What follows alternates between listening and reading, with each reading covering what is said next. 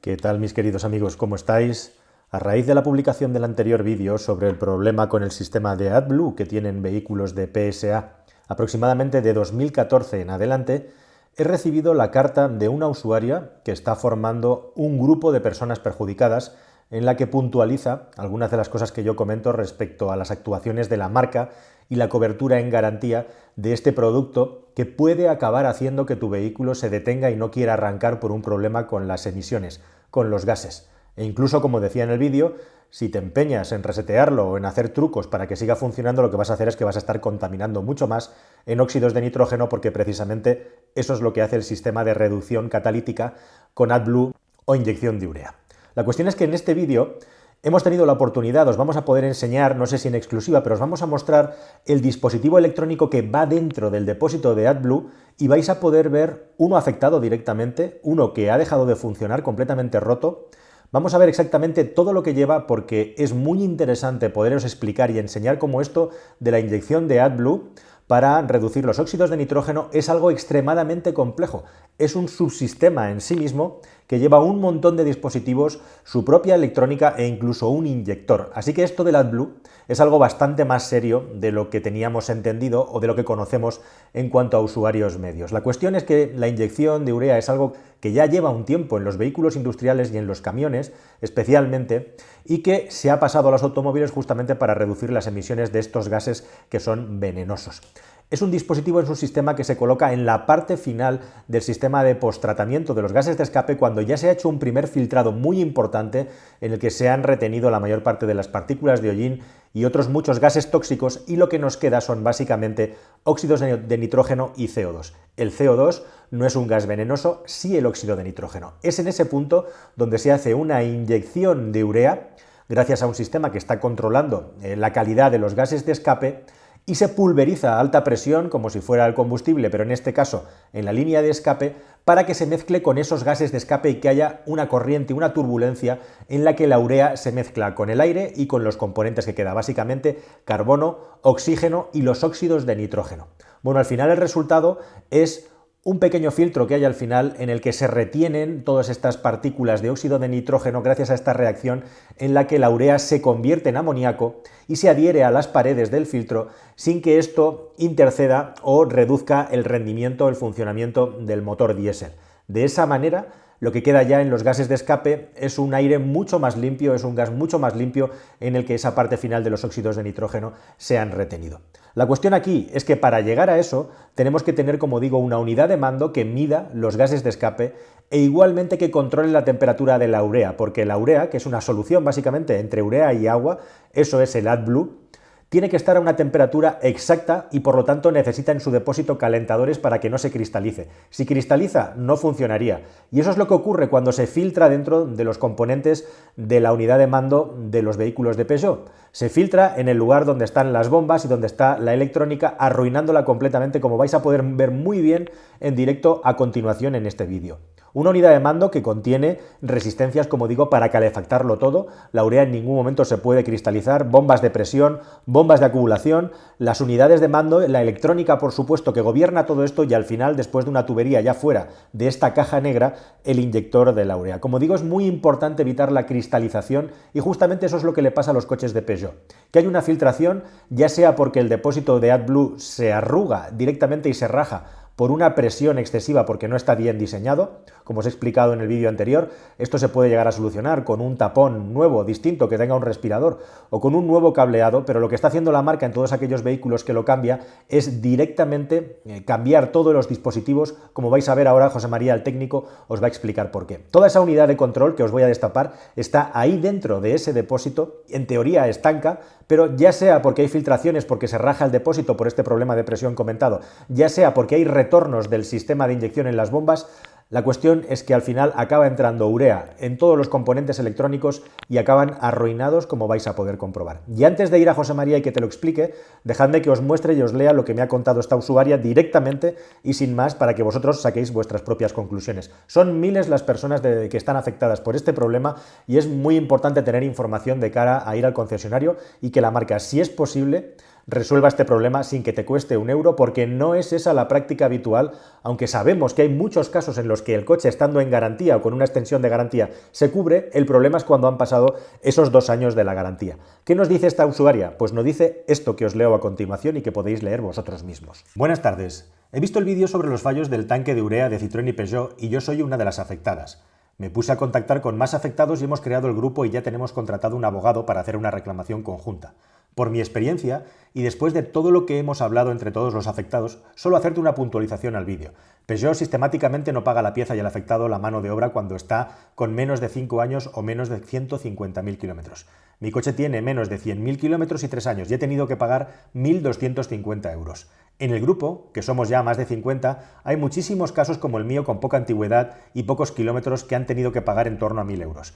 Le he mandado tu vídeo al abogado para que lo tengas en cuenta, pero si pudieras hacer alguna anotación o rectificación al respecto de esa información te lo agradecería. Bueno, pues esta es la carta de la usuaria para que veáis que este es un problema serio y generalizado. De hecho, hay cientos, por no decir miles de personas comentándolo en internet por toda Europa. Y ahora sí, os dejo con el vídeo que he grabado con mis compañeros de MIAC, donde os vamos a enseñar cómo quedan afectados todos los componentes por la filtración de urea. Si habéis visto vídeos en este canal de manera habitual, os acordaréis de aquel vídeo en el que hicimos una medición de gases de óxido de nitrógeno para ver cómo funcionaba el tratamiento de estos gases. Y bueno, pues hoy casualmente, estando en sus instalaciones, contándoles el vídeo que acabamos de grabar sobre el problema que tienen los vehículos de PSA con el depósito de AdBlue y los componentes que van aparejados, pues me dice José María, pero si tenemos aquí uno directamente, conocemos bien el problema. José María, por cierto, que te dedicas básicamente a asistir en el servicio técnico que tenéis a mecánicos en averías, dándoles información técnica, etcétera, ¿no? Correcto. Muy bien. Bueno, pues tenemos aquí justamente la parte, digamos, de fuera del depósito, pero que es igual o más importante, y curiosamente o anecdóticamente, esto tenía que estar completamente manchado de AdBlue, solidificado, por decirlo de alguna manera, pero se ha limpiado para una formación, aunque todavía quedan residuos, sí. Claramente se ve ahí. Sí, inicialmente pues la placa electrónica y los componentes pues presentaban todo como un residuo blanquecino sí. o calcáreo, que es pues los restos que deja el AdBlue. Una vez que se evapora la parte del agua, pues queda ese residuo de AdBlue que luego se transforma en amoníaco. Esto estaba completamente blanco. Exacto. Y lo que tenemos ahora en algunas partes, os lo vamos a enseñar con mucho detalle a lo largo de la explicación, pues igual que cuando se sulfata una pila en cualquier dispositivo electrónico, podéis ver el residuo blanco, que efectivamente se queda una vez que el agua que lleva el AdBlue se ha evaporado. Bueno, cuéntanos un poco, José María, qué es lo que tenemos aquí y vamos viendo un poco qué es lo que ocurre, cuál es el problema. Esto sería la placa o la parte electrónica que controla la inyección de AdBlue de cualquier Peugeot, ¿vale? Entonces, aquí lo que vemos es la placa electrónica, que es esto verde, con el circuito impreso. Esto sería la bomba que genera la presión para el inyector de AdBlue. Y como bien dices, pues podemos ver que los restos del AdBlue han provocado, fíjate qué corrosión hay aquí no sé si se puede apreciarse, este color azul o verdoso sería una reacción química que hace el cobre con ese amoníaco en el cual se transforma el AdBlue una vez que se evapora parte del agua. Y bueno, podemos ver pues que tanto la placa puede atacar diferentes componentes del circuito impreso, como mira, fíjate aquí qué detalle, en los conectores eléctricos ha habido un cable que directamente se ha roto, que es el que iría en el conector de aquí abajo, y al quitar el tornillito para levantar un poco el conector de cables, fíjate que se aprecia perfectamente los restos de corrosión que ha provocado, yo creo, la oxidación de la parte metálica esta, ¿vale? Los mismos fabricantes aconsejan tener extremo cuidado para que no rebose por fuera del depósito, ya que al rebosar justo el AdBlue iría a caer donde está la parte de la electrónica. Y como podemos ver, pues fíjate también las partes estas metálicas, pues la corrosión que presentan, pues esto estaba completamente blanco antes de limpiarlo. Antes de limpiarlo estaba pues con una capa completamente blanquecina.